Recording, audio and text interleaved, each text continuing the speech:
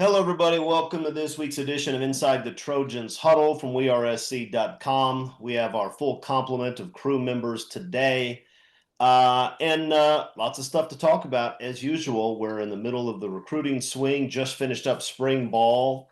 Everybody's coming out with their top 25 lists, and we'll have a couple other things on it too.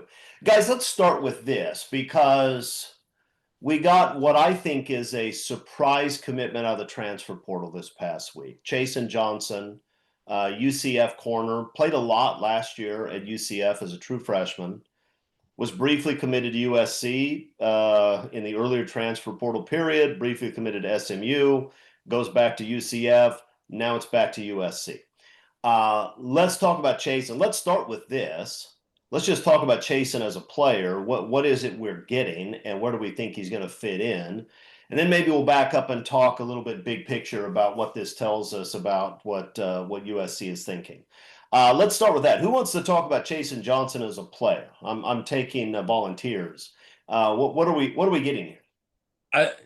He's a guy that played early, right? Who was good enough, and it's UCF. Although now you have to sort of look around and see who some of these teams are playing, and that they are in a real conference playing against people. So the fact that he played early is big. The fact that he kind of came on late, grabbed a spot, starting spot, played. He's 6'2", 180. He's a big corner, and that's something where you look at the guys that USC lost, and it was 6'2", 6'2", 6'3". I mean, the guys that they played, clearly they wanted some size there. Athletic, and a guy who physically I think matched up as a true freshman. So he's going to give you experience. You look at kind of what your snap count is at corner for USC right now, and the fact that you lost Jalen Smith, who had played a ton, Jacoby Covington, who had played a lot, John Humphrey, who had played a lot. You need some experience, and him in his 1 year comes in with as many snaps as anybody. I mean, at this point in the cornerback room. So I think you look at him as more of a veteran ad, uh, in terms of experience, and someone that brings experience in Trevon Reed's system and coaching and all of that. I think is big also. Yeah, it's an important point. Trevon Reed was obviously his position coach at UCF. Yeah, I mean he may step in as the third most experienced corner on the team now, maybe second, even though he's a true sophomore. That's a little bit unusual. Uh, and do we think this is an outside corner? Do we think this is a nickel guy who's going to cover people in the slot? Do we know? He's big enough that you would expect to have him on the outside, but I don't know because we have that nickel spot that was vacated, and we've talked about maybe having one of the top three safeties play some there, maybe one of the younger corners. I'm not sure. I'm not sure that I've heard any hints from the coaching staff about what they intend to do. Do we know? No, and I think they talk about versatility, and we could do this and we could do that and we could do this stuff. And I think you get to a point where you can't just be good enough at spots, right? Yeah, I think we can get this covered. I think we were like you want to be great. You want to be great at those spots. And so I think what you heard from the cornerback position this spring was, it got better as a group, but nobody separated. And so you can take that as, hey, we've got a lot of options, or you want, no, we've got an elite guy that we really love and we want to put out there all the time. And so when it didn't seem like there was that, you don't have a lot of chances to get really good. And if you look at your defensive line and you look at some of your positions, and you're saying, we could be great this year, but we need to get better at this spot. We need to find a guy at this spot, then this is your chance. This is your chance to do it. It's not as if you can go in the fall and find somebody to bring in and all of a sudden, patch if you feel like there's a hole. So that's what it feels like to me is we took a look at all these guys. We like them, but if we want to be the defense that we think we can be, then we still need an answer at corner. Yeah, Mark, I'll go to you next. I know that you are at least have a little bit of skepticism towards this, and let me tee up this discussion with the following: we don't get to watch practice. We have some young guys on this roster, Williams and Conley, and guys who we look at and say we expect these guys to be really good football players, both because of what they did in high school and also because of the way the coaching staff talks about them.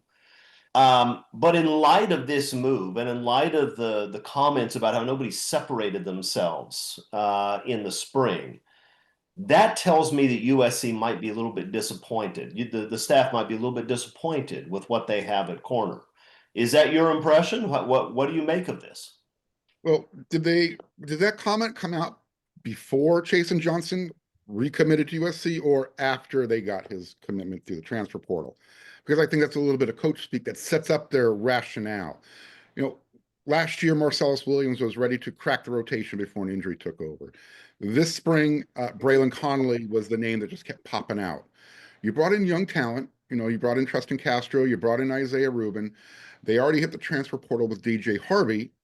And you had the veteran guys returning as far as Prophet Brown and DeCarlos Nicholson. DJ Harvey was, you wanted that extra experience on your roster because that's what USC was lacking. So that's the biggest thing that Chasen brings, that Eric talked about, when he was bringing up who is Chasen. He's got 452 snaps under his belt as a true freshman. He started the last, 4 out of the 5 games that they played last year. All that's great. As you mentioned, my skepticism, my concern is you've got these guys who, prior to Chasen returning to USC, they were actually getting some good reviews from the coaching staff. Hey, these guys are showing this, they're doing this, we're feeling really good about what we have, yada, yada, yada. So I think it's just interesting that the first guy they go get is one of Trovon Reed's guys. And if all of a sudden that he jumps to the front of the line on the depth chart, you're starting, the guys who are in the locker room who have been busting their tails start questioning, is he picking this guy because, he's just better than me? He knows how Trovon wants it done as far as technique and all that? Or, am I just, what's the situation here? I don't want any of those types of questions lingering in the back of, especially younger players' minds. So that's where I'm coming from on the situation. Experience. You can't deny that. I'm not saying he's not talented, but if you want to use that angle or that argument, the guys that USC recruited were more highly ranked than Chasen Johnson. Yeah, I mean, what's interesting is that I have to assume, having not talked to the coaches about this, and they wouldn't tell me the truth even if I did, but having not talked to them, I have to assume that at least Reed's perspective is that Johnson is more ready to play this year at a high level than either Williams or Conley or both, right? Don't we have to assume that? And I have no idea whether that's right because we don't get to see these guys play and they played so little last year. But it's also hard for me to argue the conclusion right now unless Johnson comes in and is just a disaster. But Greg, what do you take about this? You're a former coach. You have some guys who you probably think highly of. You expect them to be really good football players, but they're playing at a position where experience really matters. Because corner, like quarterback, like offensive line, it matters whether you have experience. Less so at running back, wide receiver, and some other spots. So what do you make of this balance that the coaches need to walk between not demoralizing or scaring into the transfer portal guys they like, but being, I suppose, a little bit concerned that the guys they have are not yet ready to play at an elite level? What do you do as a coach? Well, I think there's a lot of things that come into this. Obviously, we were not allowed to watch practice, so we really don't know how the secondary was looking, what guys actually stood out, excuse me, which guys did not stand out. We do know that the player has been coached by the coach before, right? So my feeling is what you're getting because the coach that's going to be coaching him has already coached him. And my feeling is that whenever you have a team, you want to get the best players, right? You want to get the best players on your team. It's not like he's, coming in really, really late, but it would be nice to have him in spring ball. I think the people that do know it's coming off is probably the players on the team. The players in the secondary have a good idea. Why are they bringing him in? What about the players that they've already committed for this number one class? How does that affect them, or does it affect them at all? But it does bring up a lot of questions. There's got to be a lot of answers. And because of when they announced it, it left everything kind of like on the table. And I think if you're an SC fan, it it doesn't mean it's negative. It can be very positive, but it does leave a lot of questions. And I agree with Mark. At this point in time, do they, what is the true purpose of it? And given the past, we don't know if we're going to get any answers before the even fall camp starts in August. So it's very interesting. But like I said, the players on the team have an idea of what's coming off here. They know. Yeah, and if they're like most players I know, if somebody comes in and jumps you on the depth chart, your first response is going to be, I should be in that spot because, well, I mean, look, you don't want a player who doesn't think that about himself. You certainly don't want a corner who doesn't think that about himself. So, it wouldn't surprise me if there are some ruffled feathers inside. That doesn't mean guys are going to have bad attitudes or going to leave, but USC is recruiting so well in the secondary. Last year's class, this current recruiting class, and the 27 class.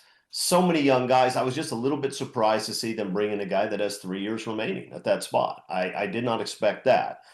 But I do expect that he's going to be pretty good because I don't think you bring him in unless he's going to be. I never saw him play. I mean, I may have seen a UCF game last year. I may not have, but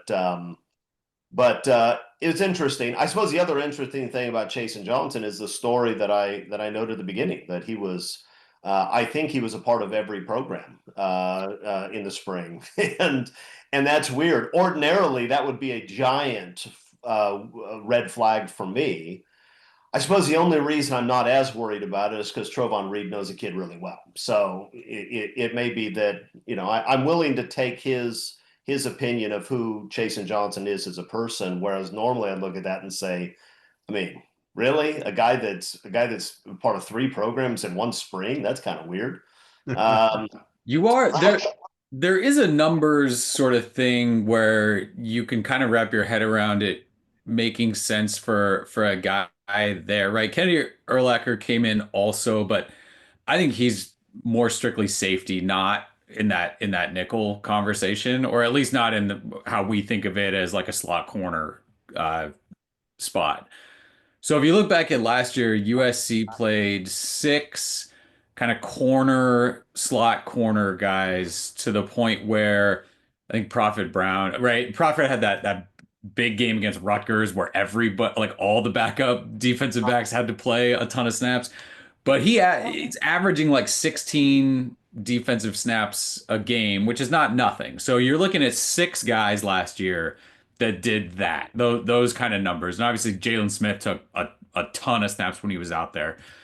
But if you look at it right now in terms of who can play that, DJ Harvey, Prophet Brown, DeCarlos Nicholson, Braylon Conley, Marcellus Williams. So I'm at 5. Isaiah Rubin is in that nickel conversation. Does he make a jump? Do you get something from James Johnson? I think the sky's the limit for what James Johnson can do, maybe at any spot. Alex Graham's talked about as a freshman who could maybe come in and play. But you're at 5 right now, and you're including a guy like Prophet who hasn't always been able to push into that top 2 in the depth chart. You're still hoping for DeCarlos Nicholson to take a big step as he's still sort of the coaches talked about that too, still kind of getting used to playing corner because it's not a spot he's played forever. So right now, I know that Conley and Marcellus Williams get talked about as, are they going to get jumped? But you're at 5 with some question marks when you're talking about, do we have the best defensive backfield in the Big Ten? You're still at some questions. So you're not really shoving anybody down with bringing this in, and it kind of gets you to where you were last year. So I think you still can do that. And then you're also, if you're talking about bringing in a guy with a bunch of years left, right? It's Harvey's last year, it's Profit's last year, it's DeCarlos's last year. So if they're going to play a big chunk of snaps, they're gone, and now you need guys to kind of fill in below them. And we've talked about the 25 defensive backs, the 26 defensive backs, but again, at corner, you're not bringing in 26 guys thinking they're going to play in 26. So again, No, there's very few Adoree Jacksons that come in right away and play at a really high level. That's just yeah, rare at that position. yeah, yeah. So do I want them, like, do I root for Braylon Conley and Marcellus Williams and I want to see them on the field a ton and I'll just see how it goes? Sure. But when you look at it, I could see that making sense. Just like wide receiver, right? You brought in another wide receiver in the portal.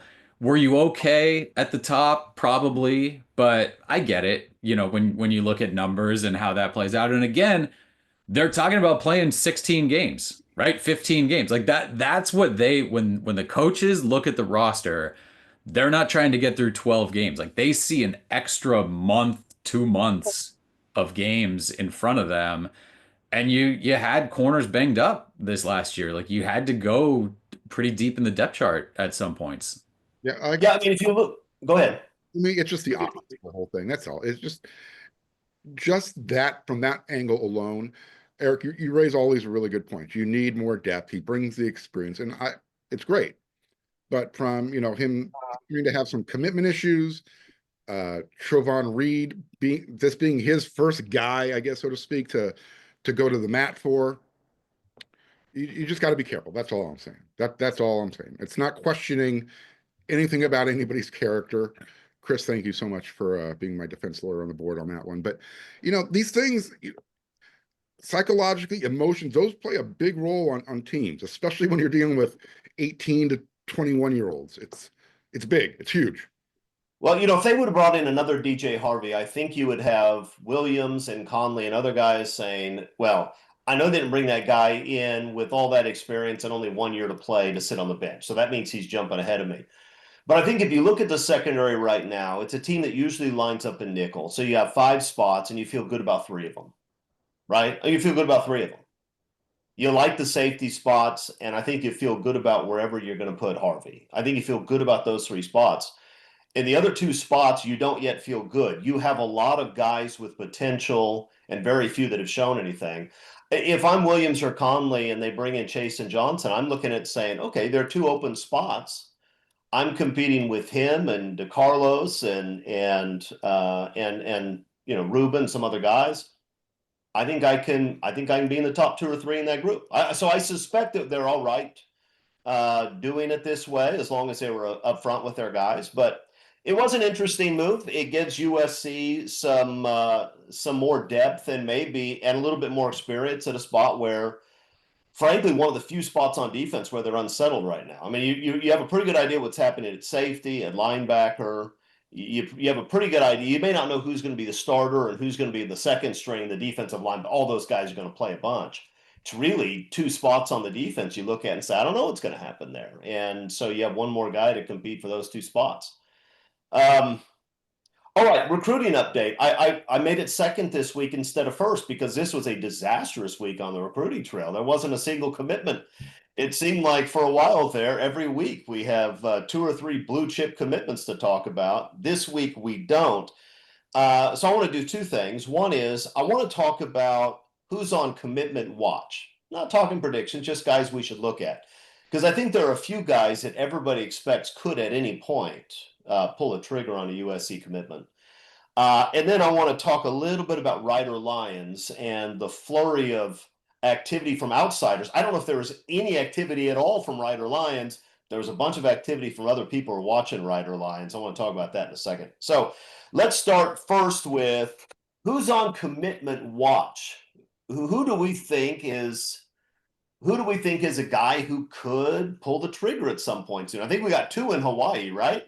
That's where I was going to go, right? Coaches can go on the road. Oh, every single one of them is going over. I mean, maybe not every one of them, but a big chunk first hit, right? Talanoa Ely going to see him, the linebacker, and you got to start landing linebackers. I mean, you look at what they're doing with corners and with the defensive line, and just like the team this year, right? There's not a hole at linebacker. There's guys who can play, but you're not like the bucket's not full. You're not pushing guys out at that spot. So he's big in terms of just how talented he is, but also that perception of can you land a linebacker? Can you come from way behind and land a linebacker like that? That's big. And then Malachi Lee, the offensive lineman, you got right. Kenai Pepe comes in, huge commitment.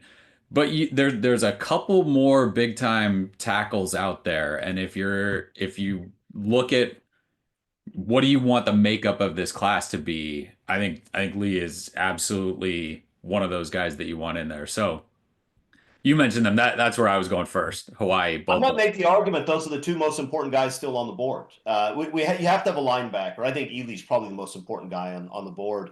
But if you're talking about a West Coast, I mean, Hawaii's West Coast. If you're talking about a West Coast elite offensive tackle, like a legitimate blue chip guy who you expect could come in and play at a very high level and then be a high NFL draft choice, you just can't miss on those guys. And even even Ryder Lyons, who we'll talk about in a minute, I feel comfortable Lincoln Riley is going to find a quarterback. He's got a couple of blue chips. He'll have a couple of young blue chips on the roster next year anyway when Ryder's on his mission. But those 2 guys seem like they are really must-gets. They also seem like guys who are just about ready to pull the trigger. I mean, everything you hear about from those 2, they seem to be fully on board with what USC is doing. Mark, who do you think, other than those 2 guys, who do you think is out there that we should keep an eye on as somebody who may be ready to take the plunge? Well, I'm with Eric. I think a linebacker is definitely on the agenda. So I'm going to take Sean Scott from Mater Dei. I don't know if he wants to get left out of the equation. Eric Henderson talked about this at the brunch last week. They kind of have champagne problems right now. They only have a couple spots left in that defensive line room. So I think I'm going to just pick Sean Scott as the linebacker since Eric already took Talanoa Ely. I agree with him also with Malachi Lee. I don't know. Is Sam Utu ready to pull the trigger? He's an interior offensive lineman. We're getting down to close to crunch time, and official visits haven't even started yet. It's going to be interesting to see how this thing plays out. But yeah, I'm going to go Sean Scott. And I'm going to long shot since we just had the Kentucky Derby over the weekend. I'm going to say we get a defensive lineman, whether it's Corey Wilder or Kevin Ford or Eric Henderson just pulls another rabbit out of his hat somewhere. I think something like that's going to happen. So somebody's going to have to do it because you're getting down to crunch time there where there are only a few spots left and there are a lot of good guys that are interested. It's funny to talk about crunch time and recruiting when you're 4 months from the start of these kids' high school senior seasons. That's a little bit nutty, but the calendar's nutty these days. Greg, your thoughts? Who are you have your eyes on right now? Well, I look at the Hawaii players, and the reason I do is it's been kind of overlooked unless you stop and you really take a look at it. USC used to always have a relationship with Hawaiian football players, and it seemed to me that kind of tapered off. So it's really important to get some of these noted Hawaiian players. And if they can get them to commit, I think the thing that kind of intrigues me is, we have to remember none of these guys are signed. They're committed, but they're not signed. And you get enough guys coming out of the woodwork, even though I think most of these players, excuse me, probably know, what's probably going to happen because they all talked with each other anyway. But I think in the long run, it'll be very interesting the timing of the players that are out there when they're going to commit. And if they do, does that affect anybody who's already committed? Because, once players commit, everybody wants to commit. And once players start to decommit, you never know what's going to happen. So my feeling is I hope they really get the players from Hawaii. And I think they can do it. Right now they can do it. They haven't played any games. There's a lot of publicity. So we'll have to wait and see on it. Yeah, the other interesting thing, from my perspective, recruiting wise, was this Under Armour camp in LA where Chase Denitz goes and wins the offensive lineman MVP of the camp. Now, this is a guy who isn't very highly regarded by the recruiting service. It's a big kid, real big kid. He's a local kid. I watched his film and was underwhelmed, to be honest. And I usually don't criticize the coaches for bringing in big body 3-star offensive linemen, because with offensive linemen, you don't really know. And there's so much that you can't see on film from high school. If a kid's 6'6", 298 in high school, he's probably going to have some success in most high school leagues. So I didn't really understand the Chase Dennett's pickup. I thought you have all these guys you're in on, but then he goes and that must have performed very, very well. Does that change the nature of this recruiting class at least a little bit? You already had a fair number of blue chip guys and some other blue chips you think will commit. And now you kind of look at Dennis and say, he might be more elite than we thought. Eric? I don't think it changes it. I think the coaches liked what they saw from him, but I don't think all of a sudden he's, in the conversation as those like big time athlete guys that where you talk about them as the 5-star guys. Like I think he's a totally competent player and one of those guys where the upside is big for him. And so I think it's that camp wasn't loaded with, big time offensive linemen and offensive tackles. But there were some defensive linemen that he went against in that one. And so yeah, I think it's confirmation maybe of what the coaches saw. It's also, an unpadded camp and that sort of stuff. But no, I think any sort of sign where hey, this guy can move a little bit and has something to him, I think that's good for that class. But I think that of all these, I mean, we've seen enough of the 3-star guys that they go after, that these USC coaches go after, and then they get on the practice field, and it's okay, that's clearly what they saw. I fully expected that from him. Yeah. All right, let's talk for a minute about Rider Lions. You had Oregon lost out on another recruit this week when one of their top 2 quarterback choices chose to go to Georgia. Yeah. And so almost immediately people start chiming in with predictions of Rider Lions to Oregon. I assume under the logic that guys don't go to the same school that has another guy in their class that's very highly regarded at quarterback. I assume it's that. Maybe there's more to it than that. So let's start with this. Is there something more to all these predictions that we've seen come out of Lions to Oregon? Do we know? And second, how much do we care? Because I'm not sure yet how much I care. I would rather Lions commit to USC than Oregon. I mean, I only want Oregon to get really bad players, and Rider Lions is a very good one.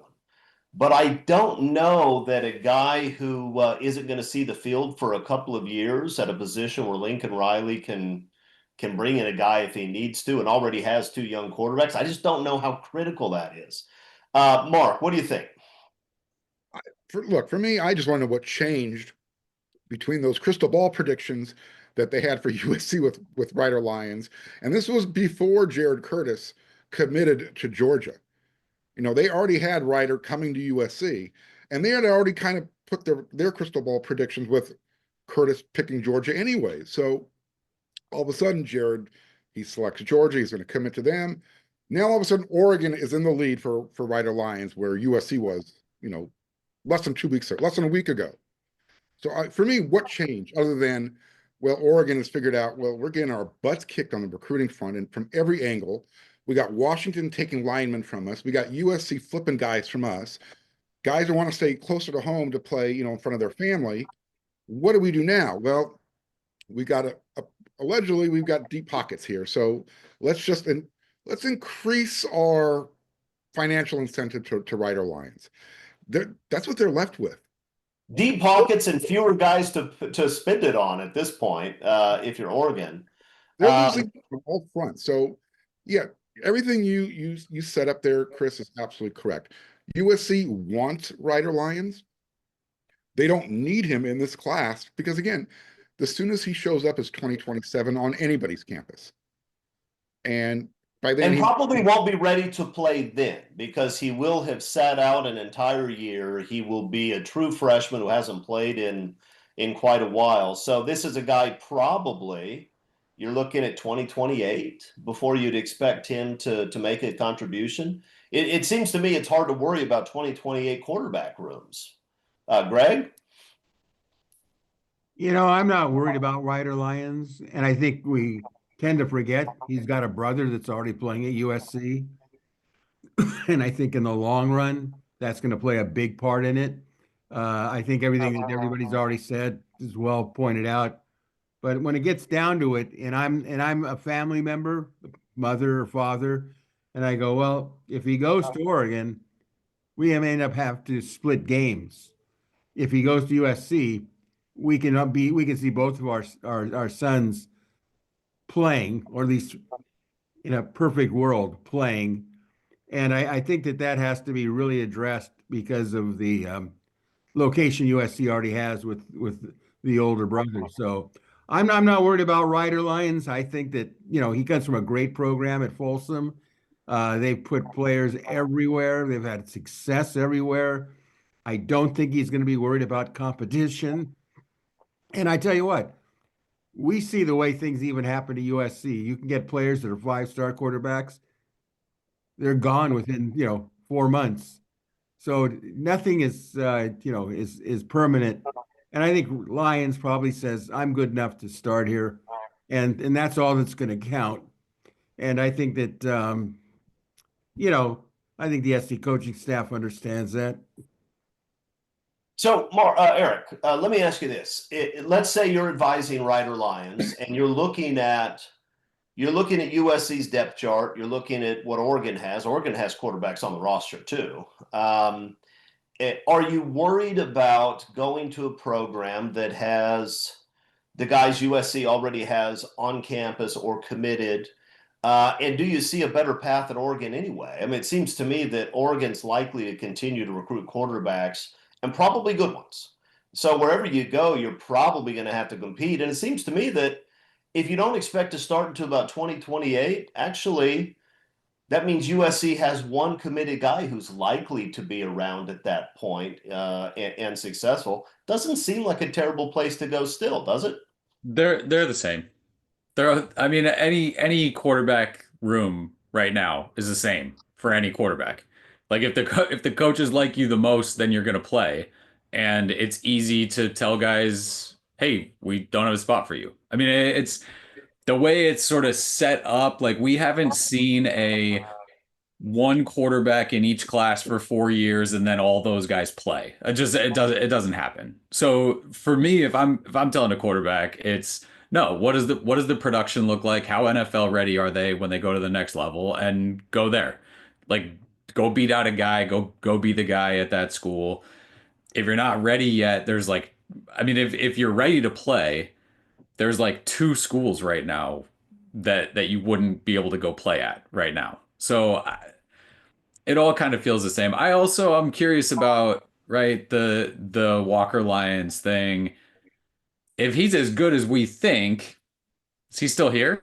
Right? When we're talking about years down the road. So I don't know if there's a pull. I think there is a what was the experience like, right? I mean, and yeah, the years do line up where they could play together. There's always, an injury year or whatever if something happens. But what was the experience like? And I think that could play a big role in that sort of thing. But right now, Riley at USC with quarterback stuff is Caleb Williams. And kind of mishmash last year. Like Jay Mayava playing really well this year, I think is big for Lincoln Riley continuing to go get those elite quarterbacks. If you have another year, and I get the track record, like it's unbelievable what he can go back to. The stuff right now, you can't have 2 years in a row of, boy, we didn't figure out the quarterback spot in an off season where you can make quick changes, and it seems like you've got the defense to be able to do kind of whatever you want at the quarterback spot. So for me, that's what I'm looking at. That's what I think plays a big role in that decision. I suspect that Jade Mailava plays well this year because he has talent and because I do think there's something real to the Lincoln Riley quarterback development thing, right? I mean, his track record's better than anybody's who's coaching right now. So I suspect he plays well. I also suspect if he doesn't play very well, he's not going to finish the season because Lincoln Riley is much better. Instead of playing a guy who's been playing a few years and is returning starter, who's not playing well and taking your uber talented 5-star freshman and throwing him out there. I'm playing the freshman unless I can't rely on him and I can rely on the other guy, right? Because that's for a whole bunch of reasons, because it'll benefit you the following year. And if your starting quarterback's playing so poorly, then you're not sure what to do with him. You're probably not having a successful year this year anyway. And because it's a much easier sell to other quarterback recruits, where you're trying to sell yourself as a quarterback guru. It's very easy for people to believe, okay, there was one guy that just didn't get it, but then they played the freshman and he had moments. It looks like they're going to be good. That's still something you can sell, but I don't know. It'll be interesting. I still think Miles is going to play well, and I know that there's some doubters because he had some bad decisions, and there was a lot of that going around last year at USC's quarterback spot. But I suspect he'll play better, and I think he's going to be surrounded by a better cast, so that will help. Let's not forget that in the event that Mayava just falls on his face and Huson just isn't ready, you still got a guy named Sam Heward waiting there, who's held the clipboard for a while. He's played a lot of football. He was pretty high regarded coming out of high school, and maybe he's found that comfort level with his Uncle Luke as the quarterback coach, a little bit of a Midas touch with Coach Riley. Maybe he's a late bloomer. I don't know. We'll find out. Look, he's probably a guy who's going to get guys lined up. He's going to know the play. He's probably going to be a solid game manager at the very least, and maybe you could get more from him out of that. But as far as number 3 quarterbacks go, it's probably a pretty good situation to have a guy like that around. Or let me ask you this, just big picture when it comes to recruiting. Has West Coast recruiting fundamentally changed over the last few months? USC was not recruiting at typical USC level. Oregon seemed to have become the dominant recruiting power on the West Coast, and one of the big national recruiters. Is it too early to say things have turned around? USC's having success. Oregon's still recruiting a nice class. Okay, good players, but they are not the recruiting juggernaut they were last year. Is it too late to say things have turned around? Do we need a little bit more data, or do we feel comfortable saying, no, sanity has been restored? Oregon's still a good recruiting program, but USC is the elite recruiting program on the West Coast, as they have been for 75 of the last 82 years.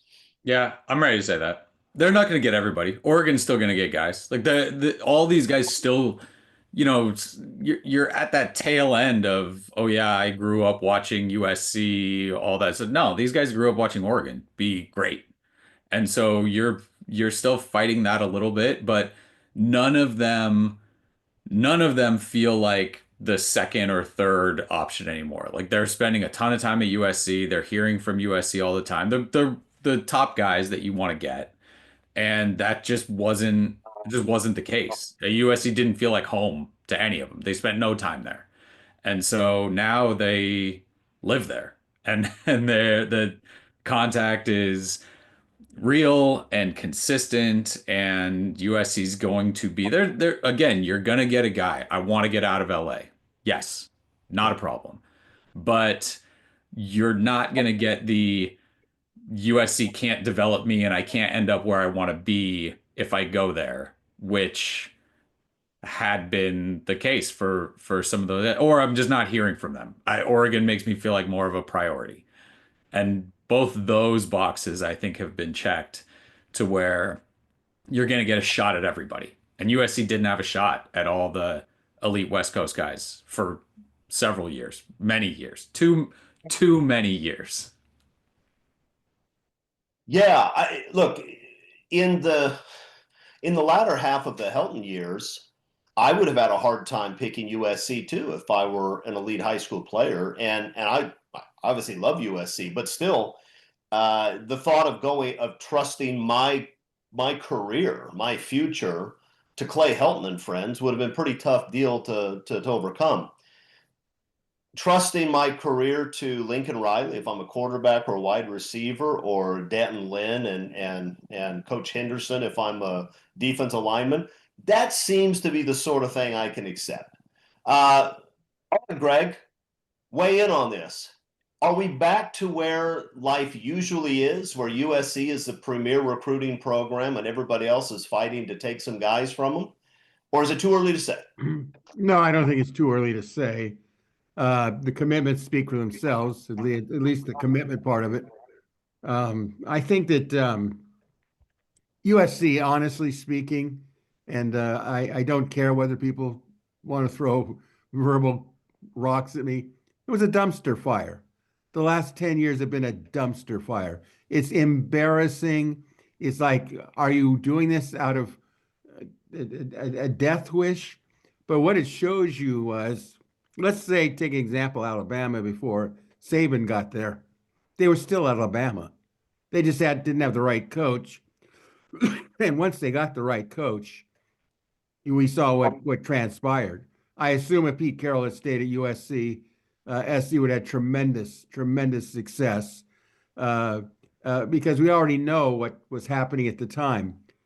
I think that USC really makes it appear as though the recruiting on the West Coast is good again because SC's making headway.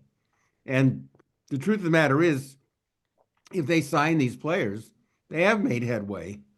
And I think the assistant coaches make a big difference, huge difference. It's all coming back to Lincoln Riley, whether he likes it or not.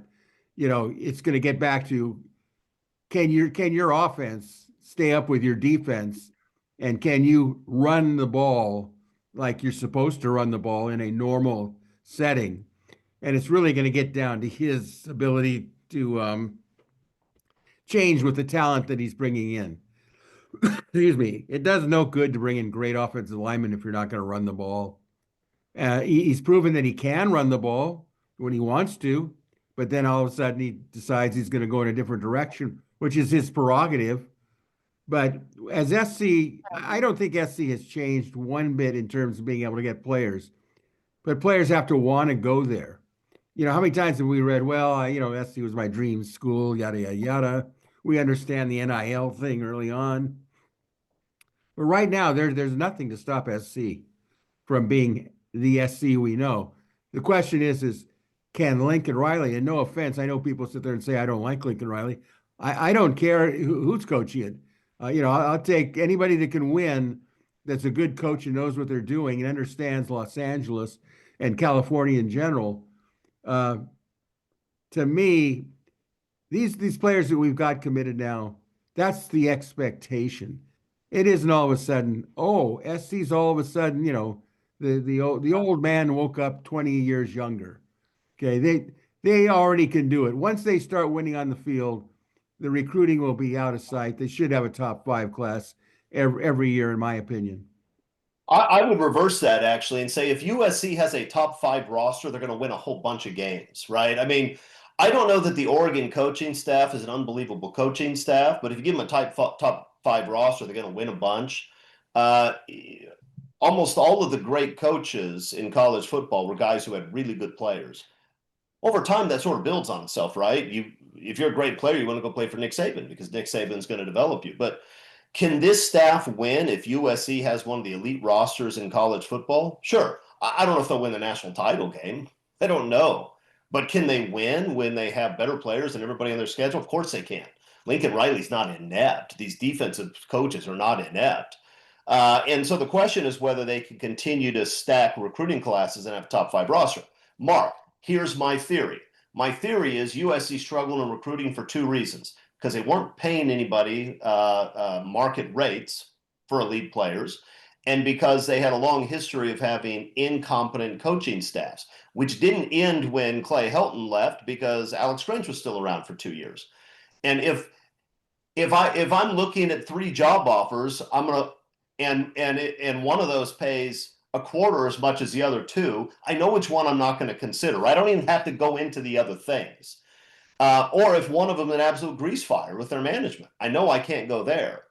But once USC solves those 2 problems, then all of the traditional reasons why USC is an elite recruiting place, its location, its history, its education, the USC network for graduates, these are all reasons why USC is just objectively a superior place to be than Eugene, Oregon. It just is. That's why for decades and decades and decades, USC would win almost every head-to-head recruiting battle. It's just you don't even get to those benefits when you're missing on the 2 most important things. Now that USC has fixed that, the traditional reasons to come to USC now come to the forefront, and USC starts whipping everybody in the West Coast in recruiting. Mark, do you agree with my theory? You want to add to it? You want to argue with it? No, I was wondering when the question was going to come up because there was nothing to disagree with. The question was, do you agree with me, Mark? Do you agree with me? Of course I agree with you. Look, all you have to do is listen to what the recruits are saying right now. And it's almost like someone said, here, say this. Here's your script. I mean, you're hearing it from the top of the from some of the best players at the top of the recruiting class. Guys like Brandon Lockhart are saying it. They're paying attention to us again. They're not ignoring us. They're making sure that the kids from California understand that USC is the place to be, and for all the reasons you just listed. It's just that renewed emphasis. Whether it's a coincidence that Chad Bowden and California's crop of 2026 came together at the same time, and Chad was the one who said, hey, Lincoln, let's not forget about these guys in your backyard. Go pick those pieces of fruit off your tree. It doesn't matter. The fact is, it's happening right now. And the number one thing, the common denominator with everybody in that class, specifically from California or the West Coast, is USC is making us a priority. We feel like they want us the most of everybody else. And that gives them the ability after that to go into Ohio State's backyard and take their 2 best players, in the state. You're not supposed to be able to go get the number 1 running back and the number 1 defensive back from the state of Ohio. And let's be honest, that program develops those 2 positions pretty well. But USC has the best running back from California. Then they go get Sean Alston from Ohio. They've got the 2 best cornerbacks from California, Brandon Lockhart, RJ Sermons, and then you go grab Albert Hill from Ohio. That's how you're supposed to recruit at USC. Secure the guys at home first, go get the other guys. You know, let me, if I may, I think the name that hasn't been brought up that I think deserves big mention and is the biggest hitter in the lineup is the athletic director, Jen Cohen. I think she understands USC completely. I think she understands football well enough. She's got a son that plays college football. And to me, she knows exactly what's going on in her program. You could see the moves that are being made. I didn't think the moves being made were anti-Lincoln Riley. I'm not sure that they were pro-Lincoln Riley either. I think she knows what to expect from USC, and I think she's going to get it. I think the contract that Lincoln Riley has certainly is a good contract for him. It protects him in a way that goes even further than the protection of Clay Helton at the time. But I don't think that Jen Cohen at some point in time isn't going to say to any coach, you've had your shot. I've given you everything you need, and we need to go in a new direction. And so I don't think that for one moment that any coach at USC should ever feel that they've got it made, that everything's going to work out all right. We saw what happened with John Robinson when he came back a second time. He was not in the same situation, excuse me, and could not resurrect SC to a real consistent national challenge. I mean, they went to a Rose Bowl, great Rose Bowl game, but I think Cohen is going to have such a big feel on this in the coming 3 years that I think we better not underestimate her. That's all I can say. And my personal opinion is I think she knows what she's doing and we'll make the right moves, whatever they are. It looks right now like she's the best USC athletic director of my lifetime and has made a major commitment to football, right? I mean, when you're talking about the facilities they're putting together, the staff they put together, both coaching staff and administrative staff. I doubt that Jen Cohen is looking at Lincoln Riley thinking, I may have to fire this guy. I suspect she doesn't think that at all. I suspect what she's thinking is, now that we have NIL in place, now that we have Chad Bowden and his staff in place, now that we have this defensive staff in place, I expect to win a whole lot of football games over the next 5 years. I suspect that's what she's thinking.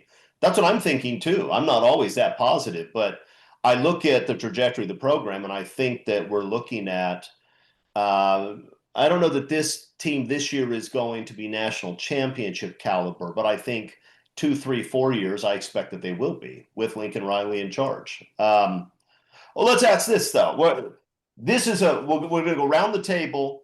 Don't give me a number and just a couple of sentences. That's all you get. There are a bunch of these post-spring top 25 polls coming out. I want you to tell me where USC would be. Give me a number or unranked if that's your answer. And give me 2 or 3 sentences to support it. And that's it. Greg Katz, you start. You have a poll. Where's USC? And give me 2 or 3 sentences why. Well, they're not in the top 25 because I don't want them to be in the top 25, but they've already had past top 25 and things didn't always work out that well for them. So I say you got to prove it. Go out and prove it. And that we may not know anything until after the 3rd, 4th, 5th game, whether they're really viable. Now, that's not to say that they're not going to be able to prove it 3 years from now, but that's still 3 years from now, and you're asking for right now. So my feeling is I'm going to play it very conservatively and say they shouldn't be in the top 25. They could be right there at 26, but let them win games. Let's see what they look like. Are they really a top 25 team? Or are we just saying, well, it's USC, so therefore they deserve to be in the top 25? I don't think that way any longer. I think they have to prove it. Okay, Mark Holkin, number and a couple of sentences. Yeah, I'd go top 20. I'd put them at number 20. And I'm doing this based on who they're returning on their roster, who they're playing on their schedule, the schedule that has returning quarterbacks in their roster as well. And when you add it all up together, there's no reason why USC shouldn't finish in the top 20 at the end of the year. Because that's what those polls are. They're a prediction on not where you start, where you're going to end. So Okay. I think it's fair to say they'll be a top 20 team at the end of 2025. Number 20 from MK. Eric McKinney, number, few sentences. 23. I think they're at the end, right? I think that they played enough close games last year to think, boy, those flip one way or the other, and they're still pretty good. I think they take a big step defensively, and I think, you've got questions about Jay Mayava, but the way he finished the year against A&M makes you think, okay, if there's a step forward, they're absolutely a top 25 team. And we've talked about the schedule. There's 4 games that kind of go either way, but there should be a lot of wins on that schedule. I'm going to go 15, and I know that's a high number in light of the last 2 years. But if you look at the bottom half of the top 25s for all of these post-spring polls, there's not a single proven team in the group. They all have giant question marks. The only teams that don't have giant question marks are up there in the top half of the top 10. And I'm a big believer that USC's defense is going to be dramatically better this year.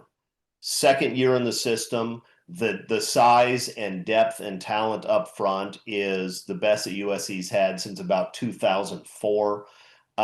This is a team that's going to be very difficult to run on, and I'm still a believer that Lincoln Riley will get Jaden Mayava playing at a good level, and he's surrounded by top-notch talent around him, a wide receiver and running back. I think this is a good USC team, and so I'd place him about there. Look at that top 10 poll, though, that one of the On3 writers, I think it was J.D. Pickell's top 10 list. 5 out of those top 10 are starting new quarterbacks. So, I mean, if that's going to be the criteria, I don't know how strong those. Why is Penn State third? They've got the best roster with the starting quarterback returning. I'm with you. Even look, it's college football. These days in college football, there isn't a roster that doesn't have some question marks. But especially when you get to the last half of the top 25, there are a bunch of teams in there that just aren't any good. And they may have good seasons, you never know, but they're just a bunch of teams that aren't any good. And I would you have a bunch of to take a USC opponent, Iowa. USC is going to play Iowa. Iowa's usually well coached and tough, and I'm sure they'll be a tough opponent. I would take USC's roster over Iowa's right now. I'll take USC's defensive staff over Iowa's right now, and USC plays them at home. It makes no sense to me to think that Iowa is going to be better than USC this year. They're just not. So anyway, that's my Homer opinion, but I think it's Homer opinion based in some reality. All right, this one's also quick, and then we're going to close out with our who do you take game. Mark wrote about it a little bit this week. Notre Dame announces a long-term scheduling agreement with Clemson. Still no discussion of USC Notre Dame. Now, granted, in years past, you wouldn't worry that much about it, but these days, a little bit worried. At least I am. Some fans don't care, which I don't understand. But so, couple of sentences. Just give me your prediction. Is the USC Notre Dame game in danger? Greg Katz. I would like to think it's not in danger. I think if you've been to the game and you followed college football for a number of decades, you understand how important it is both between the two private schools and the national perspective. I could see the change if USC and Notre Dame are both in the Big Ten. I could see something maybe happening there, but it'd still be SC Notre Dame. If they get rid of SC Notre Dame, that would not be a good thing, reflecting the SC athletic department. And I hope that doesn't happen. Mark Olkin, is it in danger? Yes or no? Yeah. I mean, USC Notre Dame, that contract ends 2026. That Notre Dame Clemson contract begins 2027. I'm just trying to connect the dots here a little bit. It feels weird. You're not getting any positive news from USC on this end. I kind of feel like it is. And that sucks because that's, for me, that's the end of college football tradition. That's like the last piece of it that's left right now. You're talking about intersectional rivalry. I'm not talking about the Iron Bowl, Michigan, Ohio State, USC, UCLA. USC versus Notre Dame, that was a national rivalry. It had implications on national championships, Heisman trophies. You just don't throw away 100 years of history. You just don't do that. You don't, but Nebraska and Oklahoma don't play. Texas and Texas A&M didn't play up until this past year, so some people are willing to throw it away. I wonder if USC is. Eric, is it in danger? Yeah, I mean, I think everything with college football is in danger. I mean, at this point, if you want it to be like it's been, it's not going to be that way going forward. I'm not all the way there yet. Yeah, it's done. They're not going to play it anymore, but there isn't a lot of, even when everyone at USC talks about it, it always feels like they're forced to say what they're saying. Like they can't just say, no, we don't want to play it, but it doesn't ever feel like, yes, absolutely, we are always going to play that. So I went back and looked, and the last time an extension was announced, as far as I can tell, was in 2013. They announced a 10-year extension, which would have ended in 2023. And then they've played it and they've played it, but I haven't seen anything that is, yeah, it's going to go out for this long. And so what Mark's saying, the 26 is that's just when you look at future schedules, that's where it goes to. So I don't know for certain that it's absolutely done in 26, but it'd be nice, right, to hear what they just said about the Clemson series. Yeah, it's another 10 years, it's another 15 years, it's permanent, something like that. And sometimes we want them to say things that internally they're like, we don't have to say that. We don't need to put that out there right now. I think fans and media want more than anyone really has to give when you talk about communications and what they have to do. But that'd be one that'd be nice to hear. I do think that there is some of the because Notre Dame is, ACC light, I guess. Like that's just one of when if we're gonna play ACC teams, we always want to play Clemson, right? We want that in that sort of thing. And I don't know if they have to do that with some of the longtime Big Ten stuff. So that's the maybe half full way of looking at this is they're just trying to take care of their sort of conference scheduling stuff, like what the Big Ten's done with the permanent rivalries that they've stuck in with USC, UCLA, and some of that stuff. Yeah, but Jen Cohn has used the rationale, it's the travel and it's the new playoff structure. It's all that extra stuff that you Don't don't. love anything that they're saying about it. Again, that you'd No. love it if they'd go, yes, we are absolutely going to play that. It's always a we'll try, we'll figure out this, we'll do, but I mean, Those are excuses. everything USC has done, everything they've done with the schedule over the last, what, 2 years has been to make it easier, has been to make the regular season easier. And if fans are going to hold them to how many playoff appearances can you make, how many national championships can you win, if you're going through years and it's, hey, we played a really tough schedule and we lost a game that maybe we shouldn't have played and that kept us out of the playoff, or we played a really tough run with Notre Dame in between Ohio State and Oregon and we got guys dinged up for three and we lost key guys for the rest of the season because of that. You don't get to make those excuses when at the end of the year you lost a couple games and you didn't make the playoffs. So it's it's tough. I want to see them play Notre Dame. A year without a regular season without that, you look at the schedule and it's like, did you really even play anybody this year if you didn't play Notre Dame? Look, US. Go ahead, Mark. I want to squeeze this point in. College football has changed a lot over its history. You had the polls determining national championships. You had the bowl games determining national championships. Then you had the BCS. You had all these things come about. None of that ever stopped USC from winning 11 national championships, 8 Heisman trophies. Their schedules were always tough. Look at Notre Dame's schedule in 2025. That is a great schedule. There's no chopped liver on that schedule. I don't, again, with the way the playoffs are going to 12 teams, 14 teams, and the big and the SEC demanding putting their foot down, we're going to have 4 automatic qualifiers every year. There's no reason to dumb your schedule down anymore. Zero. Yeah. For a long time, the USC's biggest problem in hiring was it always had to hire USC people. They get USC, and what they ended up hiring is a bunch of people who couldn't do their jobs. Right. But there is a downside to hiring a bunch of non-USC people also, and the downside is they may not get it. They'll probably tell us they do. Do Lincoln Riley and Jen Cohen really get what USC Notre Dame means to USC? I don't know. We're going to find out.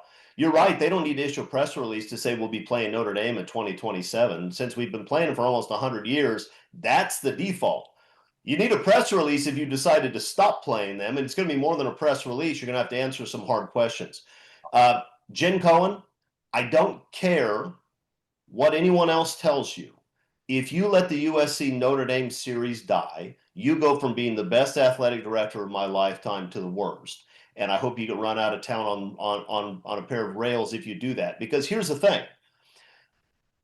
The Big Ten is going to have 3 or 4 teams in the playoff every year, especially with expansion. They had 3 this year in the smaller one. If you're not in the top 3 or 4 in the conference, you're not good enough to be in the playoff. Don't tell me, well, we need to have that extra win by playing Missouri State again instead of Notre Dame. Don't tell me that. Get in the top 3 or 4. If you're not in the top 3 or 4, you're not good enough. Don't use that as a lame excuse to drop Notre Dame from the schedule. Oklahoma and Nebraska screwed up. Texas and Texas A&M screwed up. So much of what's great about college football has been thrown in the trash by athletic directors who are trying to do the easy thing or try to make a quick buck. Don't do that. It's And not the Notre Dame acceptable. game has nothing to do with getting to the Big Ten championship game. That's exactly I mean, right. the if you're a top 2, I don't care what your non-conference, you can go 0-3 non-conference. Yep. If you are in the Big Ten championship game, you are going to the playoff. Yeah. There's no excuse. Don't do it. I have a feeling all these statements are sort of trial balloons to see what sort of pushback they get from USC fans. And I don't speak for every USC fan, but I bet I speak for a lot of them. Don't do it. Don't even think about doing it. If you are thinking about doing it, resign immediately. I'm not interested in your excuses. Be good enough to be in the top 3 or 4 in the conference, please. Because if you're not doing that, you're not doing your job anyway. You're just not. I'm getting worked up, and I may not have a reason to. Mark, don't write articles like that anymore. It made me mad when I read it. Now I'm getting okay. Let's close with this. We're going to play the Who Do You Take game, and we're going to mix it up a little bit because so many of the one-on-one player comparisons I've run through already. I'm going to start with better position group. Both position groups come from the 1979 USC team. Okay, which room would you rather have? Would you rather have an O-line room with Brad Buddy, Roy Foster, Don Mosbar, Anthony Munoz, or Keith Van Horn? Or would you rather have a secondary room with Ronnie Lott, Dennis Smith, Joey Brown, or Fisher? Greg Katz, you go first because you're the expert at this. Oh, yeah, right. Which room would you rather have? Offensive line group by far, Why? because I knew them in the sense that I was always at practice. I knew that the offensive line coach, not to take anything away from Marv Goo, but that was an exceptional group. That was the group that you'd say, here is what you want to be. And I knew Ronnie Lott, great guy, great player, legend. But when you get those guys in that time period, that was unbelievable. Not just because they were great recruits coming in, they developed to the point where, some are in the Hall of Fame, pro football. Yeah, well, in the other room too. Eric McKinney, which room do you take, O-line or secondary? I'm going to take the offensive line, but I'm not going to offend you or Ronnie Lott by saying by far, like Ronnie's Greg was, listening and he's like unhappy Greg with was Greg right comfortable now. doing. He's very unhappy. Yeah. Yeah. But that's a group of 5. I mean, you hear the safeties and all that, but the impact on the game and just controlling it up front. And again, there's the two spot. If you give me an offensive line like that or a defensive line that can win you a game, those are the two spots that I'm going to lean towards. Mark? Chris, I'm going to answer your question with a question to you. If you're the head coach of a football team and you got to start building a roster, you're starting with your safety group, you're starting with your offensive line. Yeah, that makes the answer easy. But if you ask me, I'm starting my own team. Do I want Ronnie Lott or somebody else? You don't even have to tell me to somebody else, and I want Ronnie Lott. I mean, if I want to build the right program culture, I want him. Sure. But I get the answer. It's pretty probably crazy. Play right tackle for you. He could probably play right tackle for you in a pinch if you needed him to. It's pretty crazy to think that 79 team had arguably the greatest secondary of all time, and it may not have been their best room. And they tied Stanford. I don't know. Okay. How about this? I'm going to give you 2 Notre Dame games, 1931 and 1964. 1931, Notre Dame is on a 26-game winning streak. They're up 14-0 going into the 4th quarter. USC wins 16-14. It's their first win over the Irish, and USC goes on to win the national title. Huge, huge game for the USC program, even though it was a long time ago. Greg was in grade school. 1964, Notre Dame is number 1. They're up 17-0 at the half. USC comes back. Craig Furted to Rod Sherman for a touchdown and a 20-17 win to knock off the number 1 ranked Notre Dame at the Coliseum. Which game do you take, 31 or 64? Eric McKinney. 31. You got to pick one of them. I think Notre Dame's on a big winning streak coming into that one at South Bend. 31 because I gotta answer one. Fair. All right, Mark Calkin. I'll take the other side of the coin since Eric took 30. I'll take 64. You got that highlight in the back of the end zone. Great Cats. Well, they're both great teams. They're both great games. But for my purposes in my age, I didn't get to see the 31 team. And it's always Oh, best you to should have seen see. them. They were Uh, unbelievable. I understand that you had such season tickets at the time. Uh, no, I'll take the 64 team because I did see the game. The intensity was as good as it gets, and un, the way it ended was just unbelievable, unbelievable. And so I'll take 64. Now, guys, who would give up that 64 game or the 74 game or the 2005 game? Who would give up any of those so you could have Missouri State on the schedule and get an extra win? Jim Cohen, don't do it. Don't do it. All right. Question number three of four. I'm going to give you two USC UCLA games. Pete Carroll's first two USC UCLA games. You have the Westward Ho game in 2001. This is USC 27-0 over the Bruins. UCLA was supposed to be a better team. USC was very mediocre, and they delivered just an absolute beatdown at the Coliseum. Loved every second of it. Next year, USC UCLA 2002. This is the pizza game. USC's up 21-0 almost immediately in that one. I mean, it happened within minutes. Final score 55-21. I call it the pizza game because Pete Carroll had the crack about free pizza in the parking lot, clearing out the UCLA bleachers.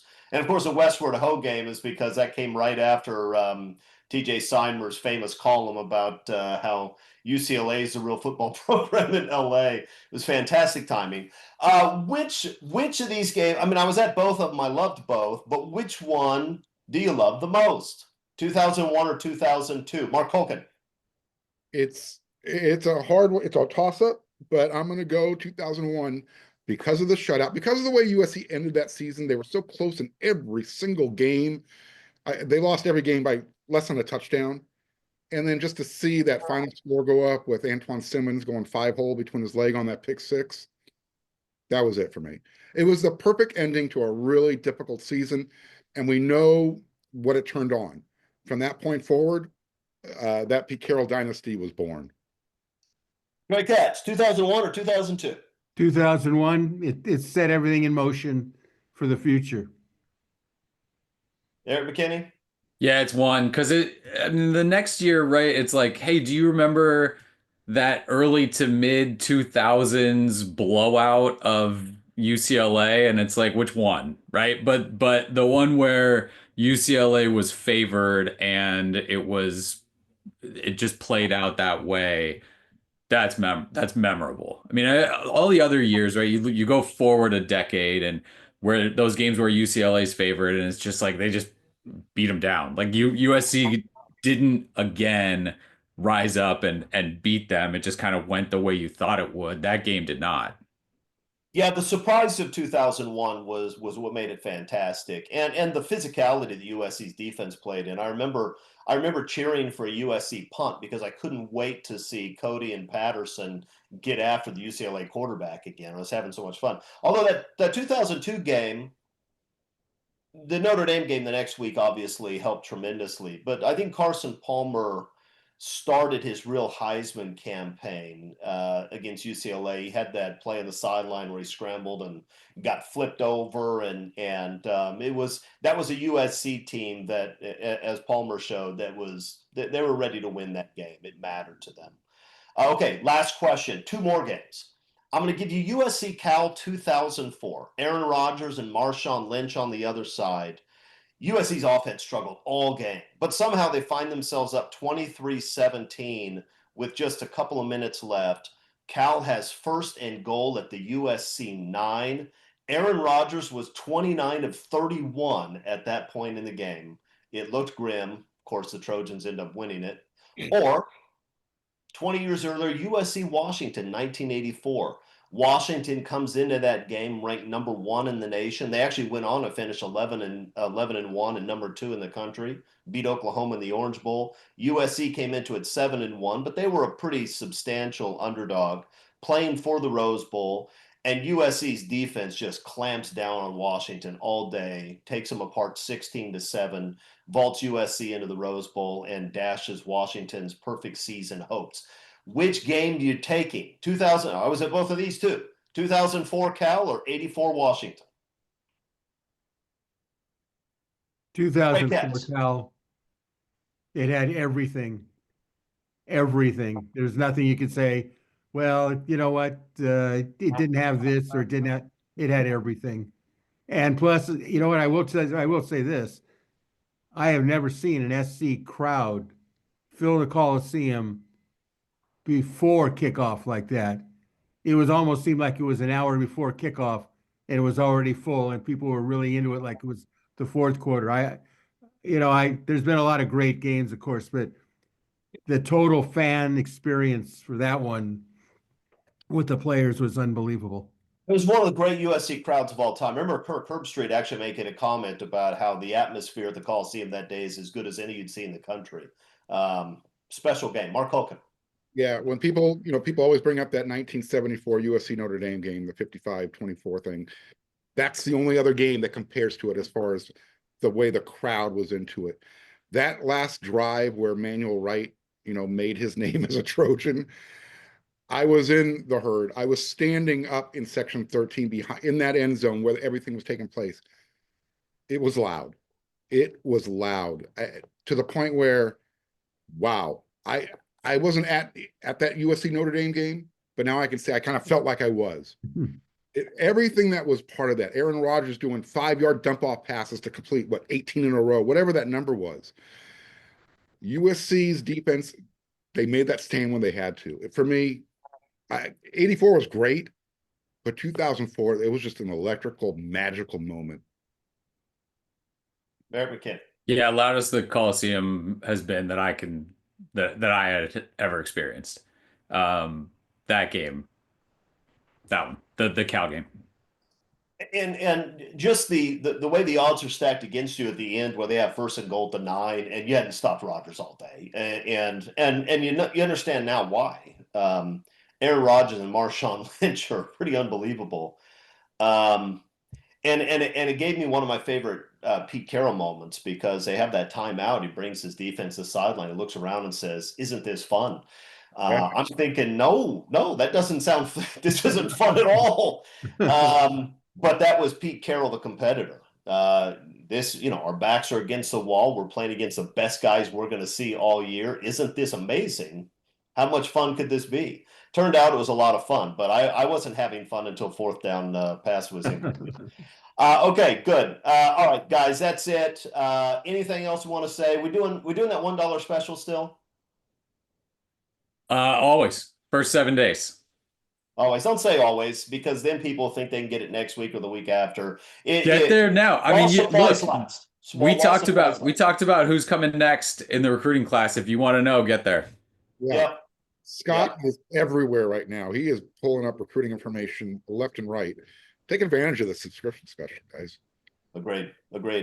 Okay. All right, guys. Good show. Thank you very much. Thanks for joining us. We will see you next week. I'm going to go out on a limb and say we'll have at least one more commitment to talk about next week. I'm not going to predict who it is, but it's going to happen. No, I will predict it. It's going to be one of the Hawaii kids. I think it's going to happen. All right. Thanks for joining us. Until then, fight on.